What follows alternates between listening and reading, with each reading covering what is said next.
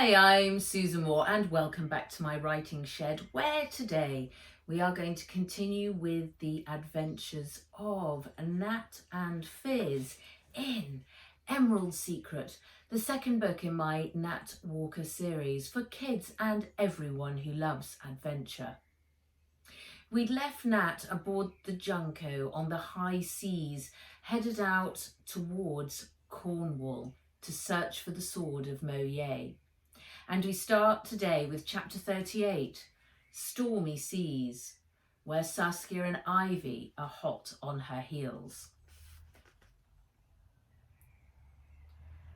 Saskia looked up from her sick bag. She would never, ever go sailing again.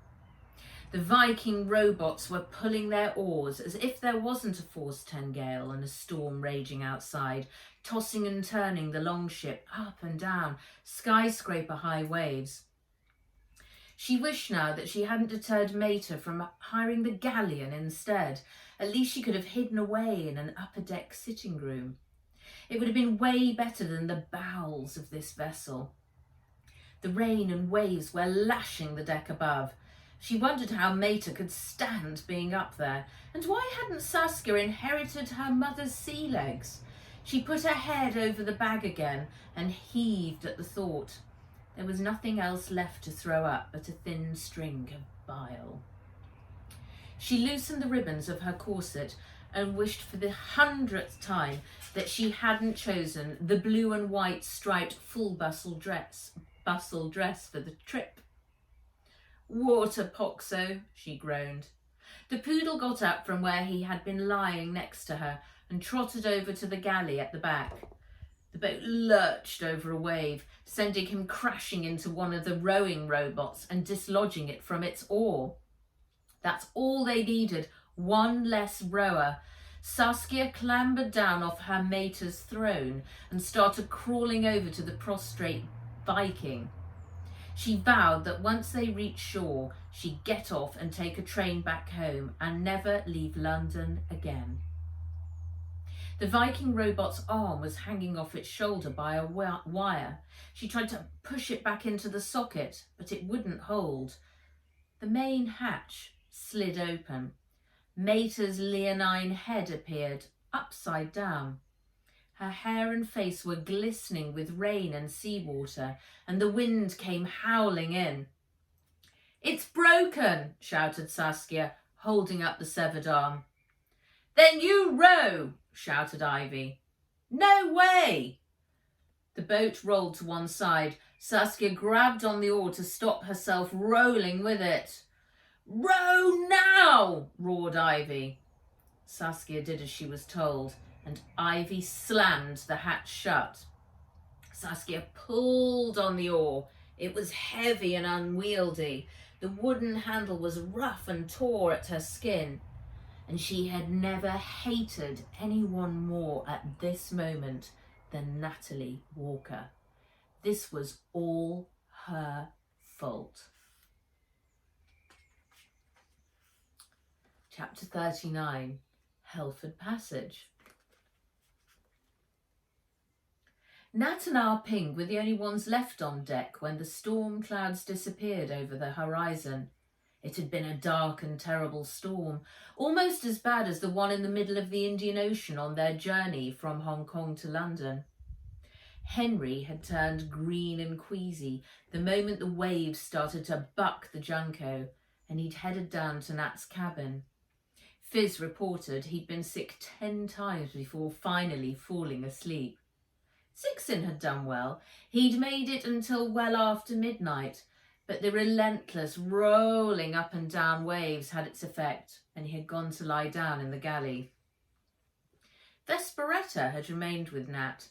She'd wound herself around the ship's wheel and spent much of the night learning navigational techniques and sea shanties from Fizz. "Jamaica taught you well," said Ah Ping, patting Nat on the back.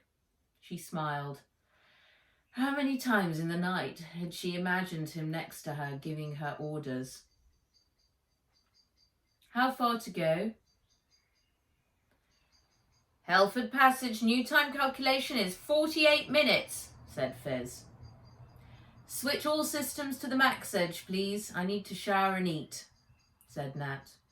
She walked into her cabin to find Henry sound asleep under the duvet. Nut was lying next to his head, curled up on the pillow, with his bushy tail covering his eyes. She tiptoed across the rug and grabbed a fresh set of clothes. She'd shower in one of the guest cabins. On her way past Jamuka's door, she hesitated and stopped. Her hand trembled as she turned the knob and opened the door.